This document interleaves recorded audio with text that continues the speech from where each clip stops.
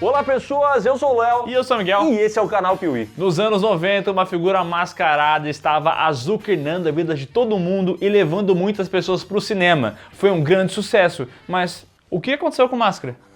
Me abraça forte, amigo.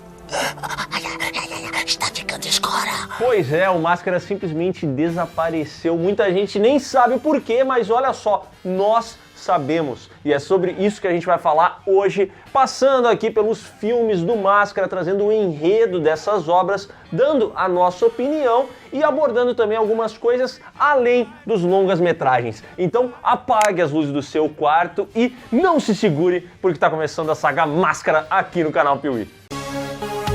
Alguém me segura! Eu vou dar na sua cara, seu desgraçado que vê vídeo do canal Piuí e não deixa like.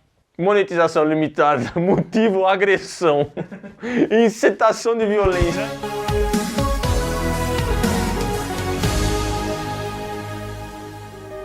Hoje em dia você vai pro cinema e vê uma porrada de filmes baseados em quadrinhos, mas nos anos 90 a história não era bem assim, até porque o pessoal via HQ como uma coisa infantiloide. Ah, só criança gosta disso, mas não era sempre assim. Eu vou mudar isso daí!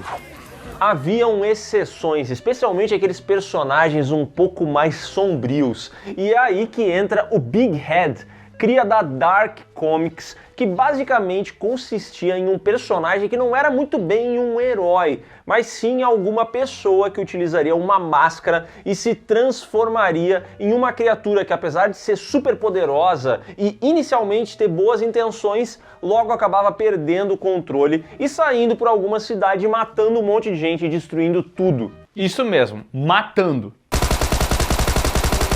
Sim, o Big Head é o Máscara e nas HQs ele era muito violento, tanto que a New Line via nesse personagem um novo Freddy Krueger. E quando eles foram trazer essa adaptação para os cinemas, eles chamaram justamente o Chuck Russell, diretor de A Hora do Pesadelo 3, para comandar a parada. Só que o Chuck Russell olhou tudo aquilo, achou meio parecido até com o Freddy Krueger, a ideia de um cidadão que criava coisas completamente aleatórias e saía matando gente, e falou assim: pessoal, vamos transformar isso aqui numa parada mais familiar.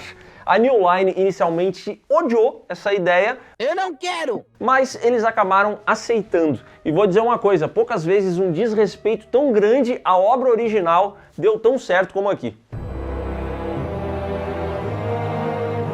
Lançado em 1994 com direção de Chuck Russell e roteiro de Mark Webb de A Outra Face, o Máscara nos apresenta Stanley Ipkiss, um cara que trabalha num banco da cidade Ed City. E ele é o famoso loser, todo mundo zoa o cara, ele é um gado das mulheres que não estão nem aí pra ele, ele é um fracassado. Viciado em perder.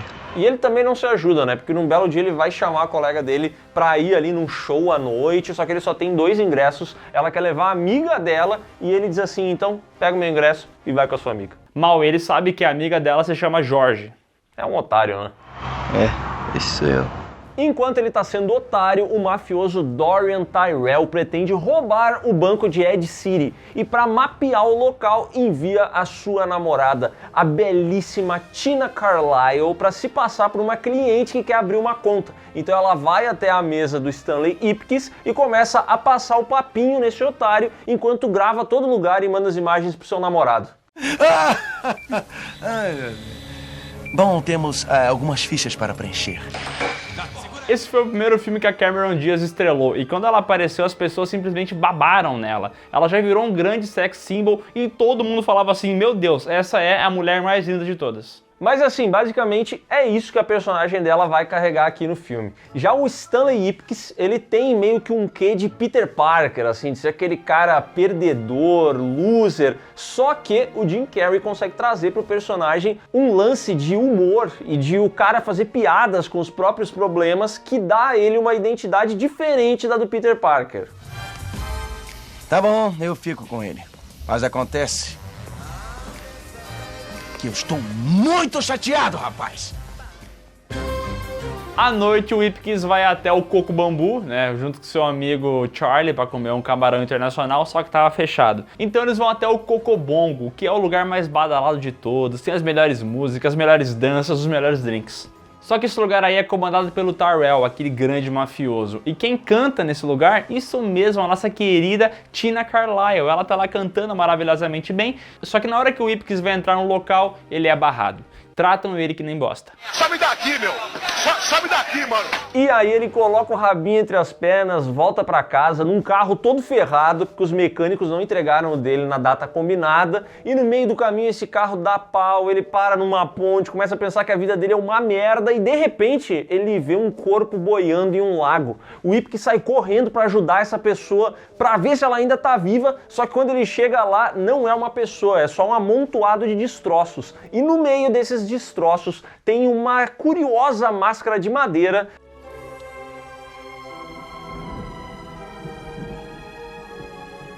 que chama a atenção dele, ele pega aquilo ali, leva para casa e eventualmente acaba colocando no seu rosto e se transformando assim numa criatura maluca com a cara verde, o Máscara. Olá, pata seca! E esse personagem é inesquecível, porque ele tem uma característica muito louca de poder alterar a realidade. Ele meio que encara o mundo como se fosse um desenho animado, ele consegue puxar objetos de onde não existe, ele consegue mudar de forma, e ele é magicamente interpretado pelo Jim Carrey. E aí eu vou te falar uma coisa, não existe ator no mundo que faria esse papel tão bem quanto o Jim Carrey. Agora caia fora daqui, filho. Você é um saco. Obrigado. Nossa! E agora é... Desculpem, bolso errado. Cara, eu posso estar me precipitando aqui, tá? Mas esse daqui talvez seja o melhor papel da carreira do Jim Carrey. Não é o melhor filme, tem outros que eu gosto mais, inclusive filmes de drama e tal. Só que, cara, o que o Jim Carrey é explorado para fazer o Máscara é impressionante, porque assim as grandes características do Jim Carrey são esse humor de exagero e a fisicalidade dele. E quando ele se transforma no Máscara, as caras e bocas que ele faz encaixam perfeitamente com o personagem. E a fisicalidade dele eu acho incrível, porque por exemplo assim, ele botou a máscara, aí ele sai do apartamento do Ipkiss e a zeladora do prédio reclamava que o Ipkiss vivia fazendo barulho. Então ele sai fingindo que ele não vai fazer barulho, ele sai pisando na ponta do pé e depois ele toca o zaralho, toca o terror em tudo. E o momento em que ele tá pisando na ponta do pé, cara, não tem outro ator em Hollywood que conseguiria fazer essa coisa tão simples, pelo menos pro Jim Carrey, entendeu? Mas essa é muito fácil mesmo. E o Jim Carrey, ele é um bom ator não só fazendo Máscara, mas fazendo também o Stanley Ipkiss, que é um cara mais retraído, um cara que tem um pouco de vergonha de quem ele é. Ele faz brincadeira com o atual estado dele? Faz. Mas assim, ele é um cara que consegue passar essa verdade no olhar. Mas quando ele bota a máscara, ele simplesmente se transforma, ele vira outra coisa realmente. Isso é muito legal, tem muita gente que fala que o Jim Carrey só consegue atuar sendo absurdamente exagerado. E aqui eu acho que ele dosa muito bem os dois papéis. Aqui ele dosa muito bem, porque quando ele foi fazer Batman Forever e mandaram ele repetir o papel de Máscara, aí, meu amigão, é só isso, é só Máscara o filme inteiro, né?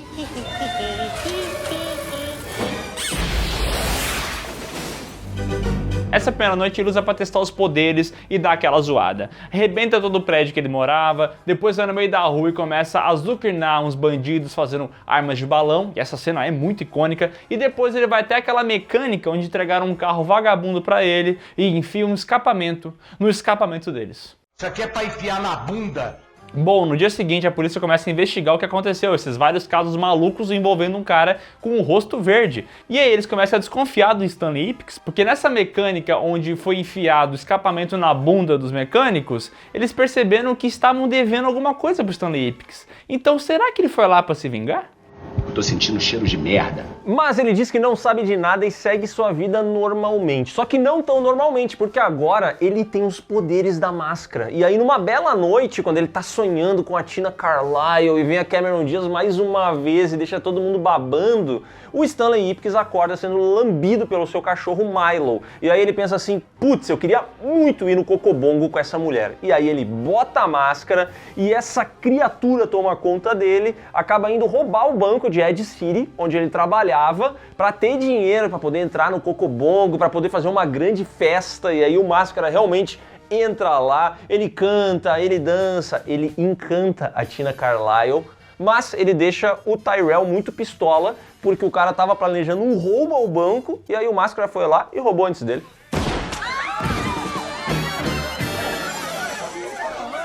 É mole! Mas ladrão que rouba ladrão? Tem 100 anos de sabão. Tem 100 anos de prisão. Tem 100 anos com um anão. Eu quero! Legal! E no Coco Bom que acontece as cenas mais memoráveis desse filme, porque começa uma grande lutação e brigaria, um tiroteio, ele vira cowboy, ele vira o Elvis, e tem um momento que o bandido chega pra ele e fala assim, cadê meu dinheiro? E ele fala, espera um pouquinho. Está bem.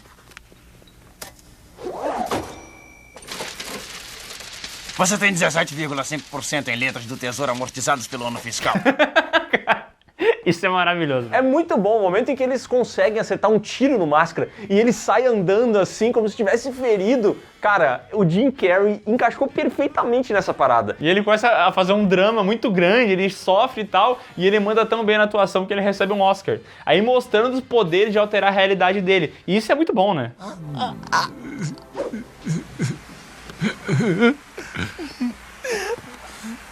Obrigado.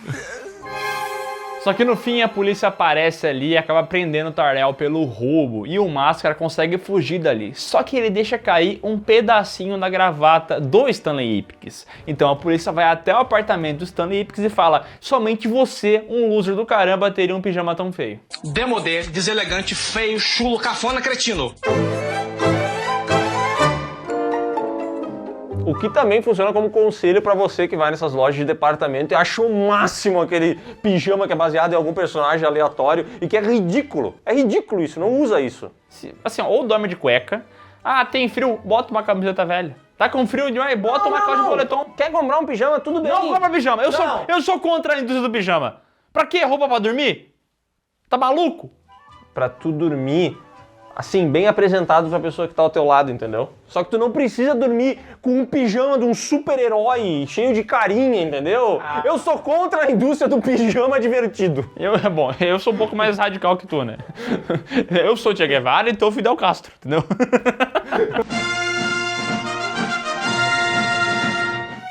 E assim, esse filme aqui é cheio de efeitos especiais, cheio de CGI, só que ele é de 1994. Aí você pensa, cara, isso deve ter envelhecido mal demais. E a verdade é que realmente o CGI já não é tão bom quanto foi na época, só que não incomoda de maneira nenhuma, porque eles usam o CGI de uma forma muito inteligente, ele é muito mais cartunesco, ele não tenta ser muito realista, então acaba não incomodando. E além disso, também faz uso de efeitos práticos, então misturando as duas coisas, fica incrível. Eu gosto muito de como eles colocam faíscas, vapores, explosões com efeitos práticos e usam o CGI pontualmente para fazer alguma interação com tudo isso. E aí hoje em dia a gente assiste esse filme e, cara, ele envelheceu muito bem. E aí eu sou obrigado a ler mensagem do Edson lá do Manual do Homem Moderno falando assim: nossa, você vai perceber como o filme envelheceu mal. Não envelheceu não! Ih, respeita, caralho. Esse filme envelheceu muito bem, inclusive.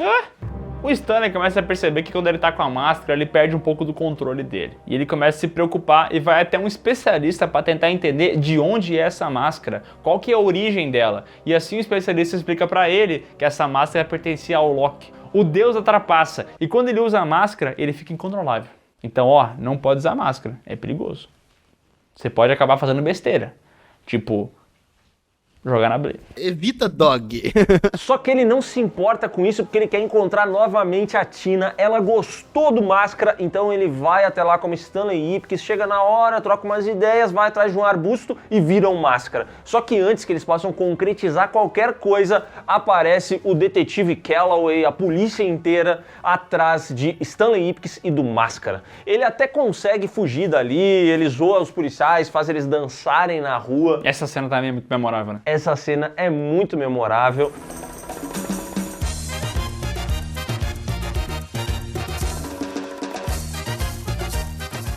Só que o Stanley Ipkiss chega uma hora que ele tira essa máscara, porque ele já não tem mais controle do que está acontecendo. Então ele tira isso do rosto dele. Nesse momento ele é abordado por uma repórter da cidade, a Peggy, que ele já conhece. Ela é supostamente uma pessoa legal, oferece ajuda para ele e nesse momento o Stanley Ipkiss cai numa emboscada e é entregue a Dorian Tyrell, o mafioso que agora sabe que ele tem a máscara e que ele roubou o banco.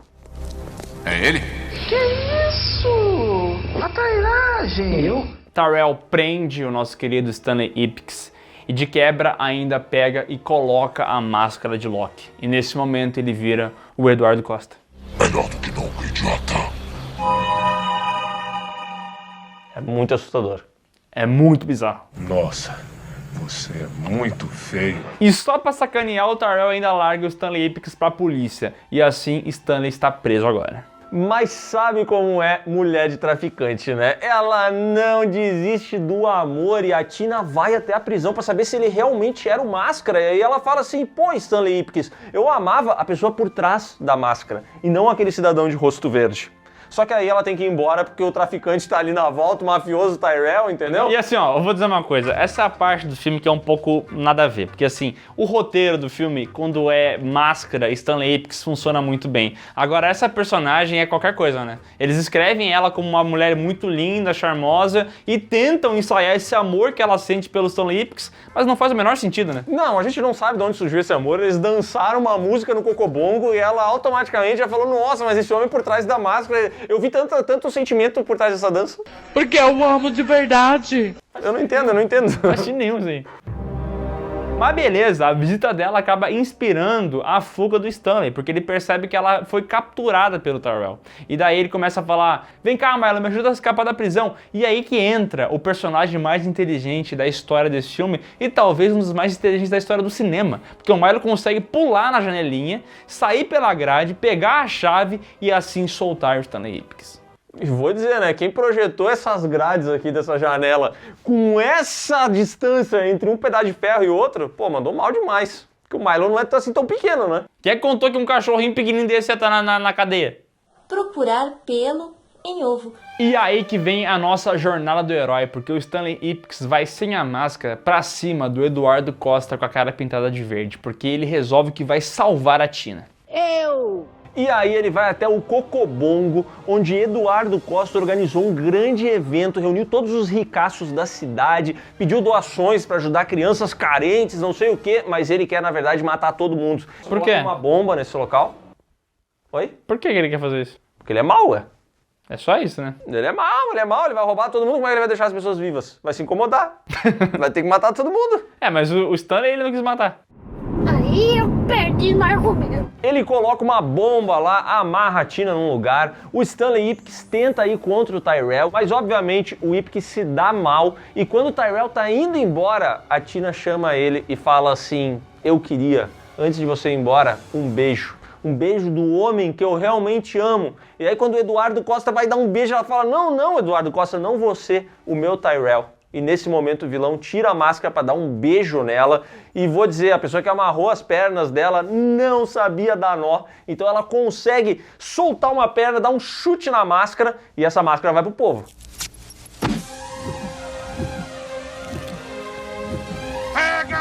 O Milo, o cachorro, aparece, pega ela na boca e sai correndo. E começa uma grande lutaria e brigação. Tem policial, tem capanga, tem tiro, tem Stanley Ipkiss dando soco em Tyrell, tem Tyrell levando soco de volta, dando chute. É uma loucura! E no meio dessa treta toda até acontece do Milo botar a máscara e virar um cachorro com a cara verde.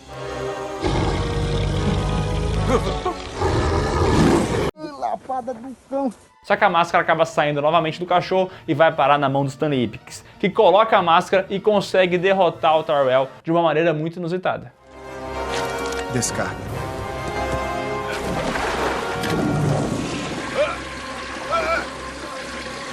Particularmente a parte que eu menos gosto do filme. Acho bem ruinzinho, assim, bem fraco, anticlimático esse fim que ele dá ao Tyrell, mas tá aí, né? Fazer o quê, né? A solução da descarga eu acho engraçado, faz sentido com o que é o personagem, mas eu acho que a trama dele desenvolve com o Stanley Ipkiss entendendo que não precisa da máscara pra ser alguém legal. E aí ele botar a máscara no final pra resolver o problema é estranho, né? Aparentemente é uma patifaria.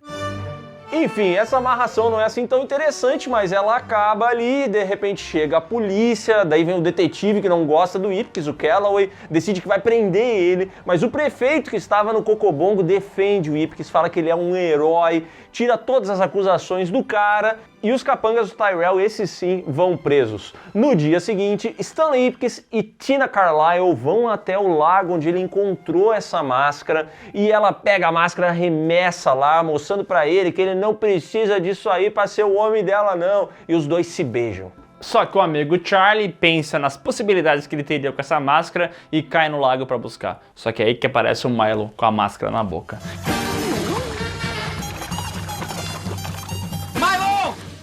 O Milo é pica, tá? O Milo é o mais foda de todos.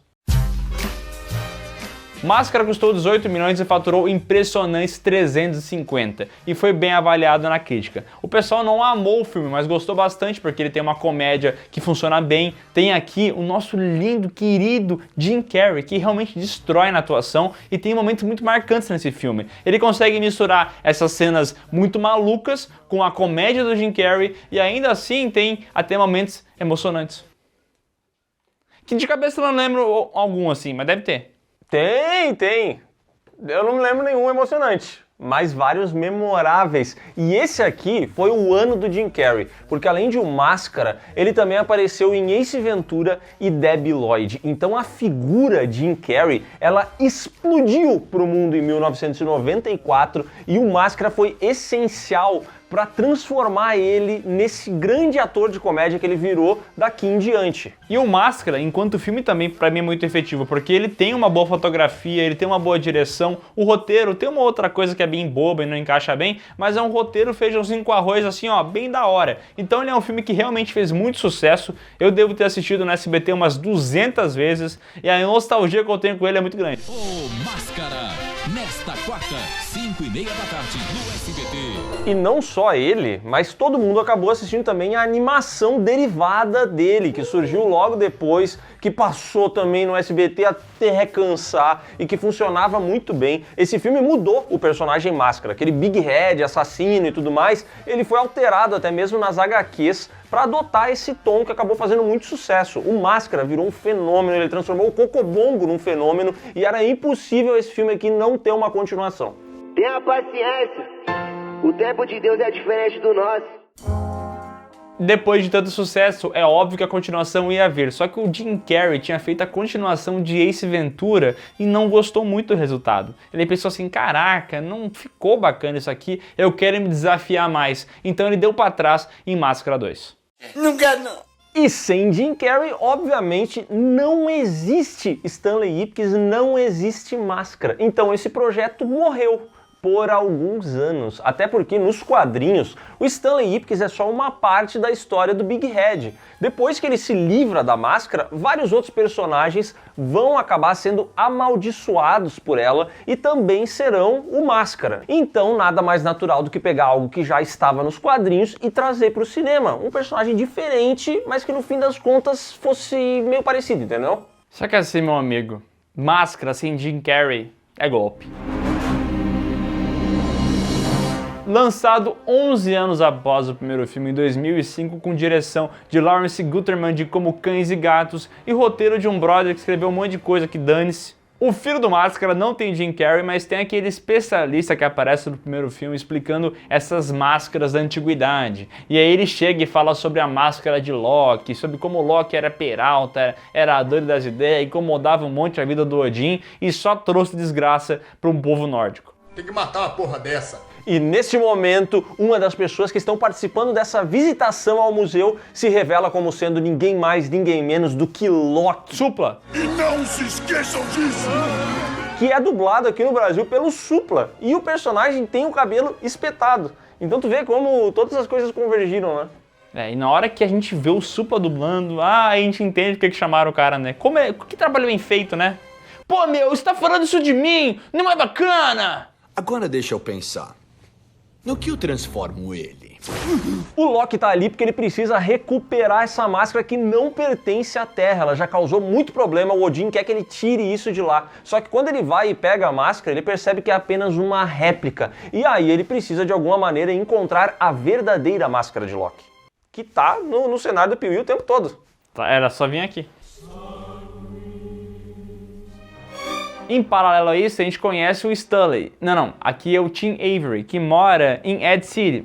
Não, porque aqui é Fred City. E ele tem um cachorro, o Milo, que aqui na verdade é o tal do Otis. O que o pessoal fez nessa continuação é o seguinte, vamos fingir que é o mesmo personagem lá do primeiro filme, um cara meio introvertido, um cara meio zoado pelos outros, que tem um cachorrinho, meio engraçadinho. Tentaram fazer a mesma coisa. Só que, meu amigo, não tem o Jim Carrey, como é que isso vai dar certo? Não vai dar não. Não tem como dar certo. E aí o cachorrinho dele vai, encontra a máscara no lago, leva até ele e surge a principal diferença entre os dois filmes. É que aqui o Tim Avery é casado e a mulher dele tá querendo meter o boneco. boneco. Só que esse brother, ele ainda tá na fase de querer brincar de boneco. Ele desenha, ele quer ter a animação dele aprovada. Ele joga um portátil que eu não lembro qual é. Ele joga videogame, entendeu? Ele quer brincar de boneco, não quer brincar de fazer boneco. Eu, inclusive, desconfio que ele nunca nem meteu o boneco nessa mulher, entendeu?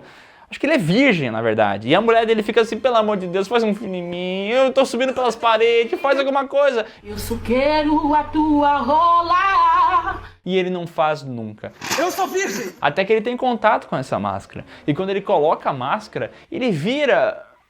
O quê? Intancável!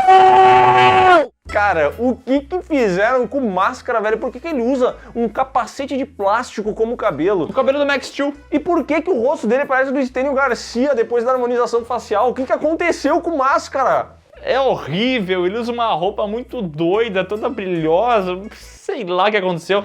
Olha, eu não sei o que aconteceu, se aconteceu, não tô sabendo. Ele vai até uma boate, que é o Cocobongo? Não, agora não tem mais nem Cocobongo.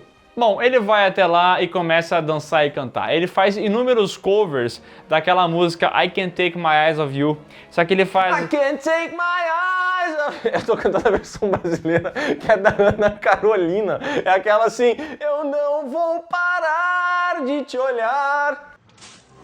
Mas nesse filme acontece dele fazer vários covers em vários estilos musicais. É country, é rap. É uma tortura! Que isso, rapaz? Tenha calma, meu filho, não faz... Meu Deus do céu, sério que alguém viu esse negócio e achou, caraca, tá bom, tá legal, tá divertido. Cara, é horrível, horrível. Essa é a hora da dança. Mexe o quadril assim, mexe o quadril. Mexe o quadril assim, mexe o quadril. Que merda de vida. E aqui a gente não tem o Jim Carrey, a gente tem o Jamie Kennedy, que é conhecido por ter sido o Randy dos filmes de Pânico. E assim, ele funciona no papel de comédia que nem o do Randy, entendeu? Ele consegue entregar alguma coisa. Só que, cara, não dá, o Máscara, a régua tava muito alta pra esse personagem, entendeu? E eles conseguiram estragar tudo. Além de não ter o ator, não ter a fisicalidade, a expressão, os caras conseguiram destruir uma maquiagem, cara. Olha a cara dos dois Máscaras, bota uma ao lado da outra, o figurino. E, cara, não tem como tu olhar as duas coisas e pensar, isso aqui está muito bom. E essa aqui não é uma dessas continuações que vai direto pra DVD, não, tá? Esse filme aqui custou mais de 80 milhões de dólares. Ele custou mais de 4 vezes o que o primeiro custou. Tu tá de brincadeira comigo? Não, isso aqui não pode ser sério, isso aqui eu acho que é trollagem. Não, esse filme aqui é caro e ele é horrível. Horrível que eu digo é, esteticamente falando, nada funciona. Cara, eu tô genuinamente assustado. É inacreditável. Porque pra mim esse filme tinha sido lançado pra DVD. Não foi.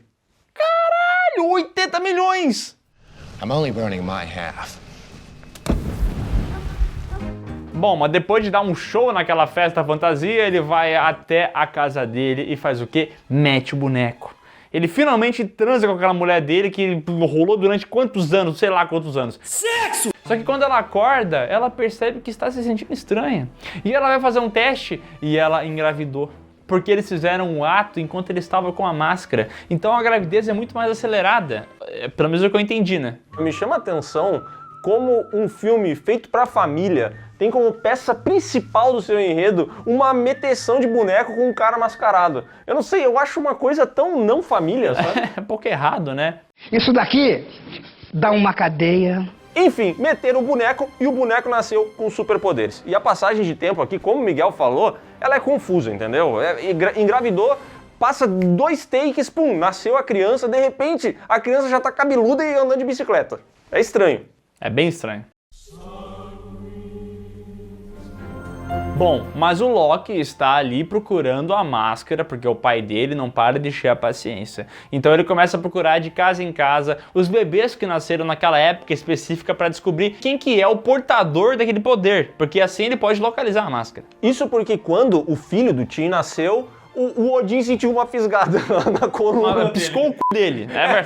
Piscou o c***zinho dele e falou, ih, senti uma coisa, meu filho, procura umas crianças aí que tu vai achar certa. Eu já perdi tempo demais aqui e senti um temor Uma criança nasceu da máscara! Cara, é assim, o roteiro desse filme é uma aula de como não escrever um filme. É muito ruim. É muito ruim mesmo. E aqui a gente tem outra coisa também que se destaca pela ruindade, que é o quê? Depois que o boneco nasce, a mãe da criança tem que sair e viajar a trabalho. E ela deixa esse homem que claramente não tá preparado nem pra cuidar de si. Nem pra fazer um miojo. Nem pra fazer um miojo, ela deixa ele cuidando da criança por uma semana. E nessa uma semana ele faz o que qualquer pai faria, bota a criança pra assistir desenho animado, o TikTok dessa época, né? Enquanto ele vai trabalhar nas suas coisas. E ali, assistindo desenhos, esse bebê começa a manifestar seus superpoderes. Ele vê as coisas e ele quer imitar. E aí, meu amigo, é um show de horror que não tem explicação isso aqui.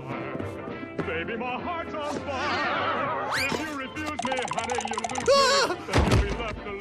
Acho que o único ponto positivo desse bebê de CGI aqui é que ele consegue ser mais bem feito que o bebê lá do Flash. Mas ainda assim é muito bizarro, até porque esse bebê aqui, com todo respeito à criança, é um bebê feio. Eu acho que isso aqui, inclusive, tem que ser normalizado.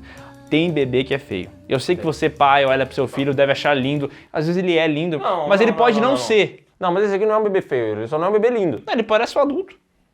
Ele parece um adulto, um mini adulto. Tu tá guardando na tua memória a imagem dele como bebê de borracha, porque tem um momento aqui em que ele vira um bebê de borracha. Ele começa a dançar, ele começa a cantar, ele começa a pular e, cara, esse filme, ele superestimou o que era possível fazer, entendeu? Ele falou assim, não, com esse dinheiro a gente consegue fazer um bebê que faz todas as coisas. Cara, não dá. Léo, não dá pra jogar os caras também, né? Os caras são uns bosta e dão na mão deles 80 milhões. Eles realmente acharam que eles eram capazes de fazer tudo. Por enquanto, o maior sonho, o maior é a queda. Mas então, olha, na minha concepção, ainda assim é um bebê feio, com todo respeito, mas ele fica mais feio ainda com CGI e fica mais feio ainda quando aqui entra um detalhe muito importante da trama. Porque o cachorro Otis começa a perceber esse cuidado que o Tim tá tendo com o bebê. O Tim, assim, não gosta muito da criança, né? Ele é um pai bem bosta. Mas ele é obrigado a cuidar. E aí o cachorro sente aquele famoso ciúmes.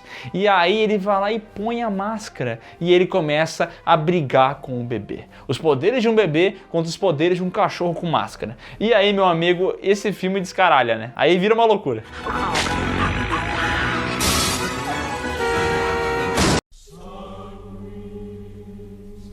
E é aqui que foram os mais de 80 milhões de dólares. Esse filme aqui não consegue ficar 10 minutos sem ter batalha de poder. Não consegue. Quando é o bebê sozinho, é o bebê com o cachorro, é o cachorro sozinho, aí de repente começa a entrar umas animações em 2D. Isso é bonito. Mas são os melhores 12 segundos que o filme tem pra oferecer. É a animação em 2D. Quando fica, nossa, cara, são 12 segundos que parece que tu tá assistindo um desenho legal. Aí depois volta ao normal. Cara, sem meme, tá? A gente poderia fazer aqui mais uma lista de filmes ruins com cenas boas. Eu realmente acho boa essa animação, acho engraçada, muito bem feita. É impressionante o negócio.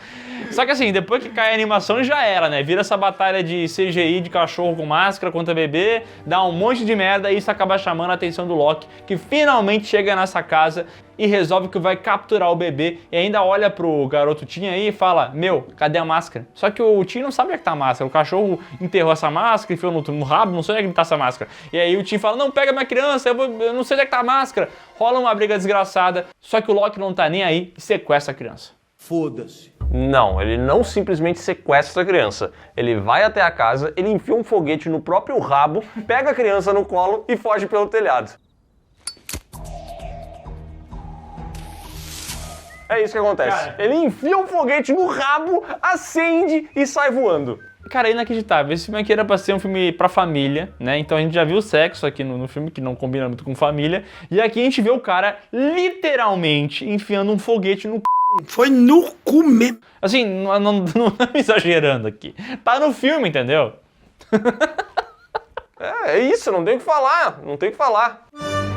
E assim, fora esse CGI que não para o tempo inteiro, tem uma cena da criança virando a cabeça, que nem um exorcista, tem cena da criança pulando, é uma loucura, não para nunca. Esse filme ainda tem um gravíssimo problema, que é esse roteiro bosta dele, né? Que não consegue criar uma relação entre o pai e o filho. A única coisa que o filme tinha que fazer ao longo dos primeiros 2 atos dele era fazer a gente sentir que esse pai não gosta da criança, mas em algum momento eles vão passar a se gostar e tal, e ele não consegue. A gente não se importa com ninguém do filme, a gente só quer quer que o filme acabe logo. Cara, é impressionante isso. A gente odeia o protagonista, a gente odeia o bebê, o que não deveria acontecer, já que é um bebê. A gente quase odeia o cachorro. O cachorro, pra mim, ainda se salva um pouquinho, mas ainda assim podia ser bem melhor, como era o querido do Milo no primeiro filme. A gente odeia a esposa dele, a gente odeia o Loki, a gente odeia o Odin, a gente só torce pelos créditos. É uma loucura esse filme aqui, de tão ruim que ele é. É um castigo. E aí vai pro final do filme, porque a criança foi sequestrada, a mãe chega em casa e fala, cadê a criança? Nossa, cara, e esse é o momento em que o Tim precisa enfrentar o maior inimigo de qualquer homem, que é a sua própria mulher. Ela chega lá e ela dá uma mijada nesse cara, e assim, o sofrimento dele é nítido, entendeu? Ele precisa recuperar a criança. Agora deu cara aí mesmo, viu? Mas de primeiro momento ela não quer acreditar nele, porque ele fala sobre poderes, sobre máscara, só que ela acaba presenciando um evento paranormal, que é uma mulher com uma cabeça de nariz gigante. E daí ela fala assim, parece que é verdade o que ele tá falando. E assim eles partem pra missão final. O Tim finalmente consegue a máscara, coloca ela, e aí começa um Hot Wheels no meio da cidade. É Hot Wheels! Começa uma grande batalha de poder, é poder do Loki, é poder da máscara, é poder do bebê, é poder de todo mundo tem poder nessa bosta desse filme aqui. Aí no final acaba o tempo, aquelas 12 horas que o Odin tinha dado pro Loki, e aí ele acaba perdendo a missão. O Loki fica louco, fica com a cara verde, tenta matar todo mundo, só que daí ele acaba perdendo os poderes dele, né? Porque ali o Odin bota a ordem na bagaça. E nesse momento o Tim mostra a curva, né? Assim, o aprendizado do personagem, ele fala, Odin, não trata assim o Loki, não faz assim com o Odin, vamos ser amigos, vamos apertar a mão, vamos ser felizes. Quando ele vê o Odin tratando tão mal assim o próprio filho, ele fala, pô, teu filho pode ser um merda, mas filho é filho, entendeu? A gente tem que tratar com amor e tudo mais. E aí, Odin... E aí, este bosta desse Tim, um cidadão de 30 e poucos anos, ensina uma lição a Odin, o deus dos deuses.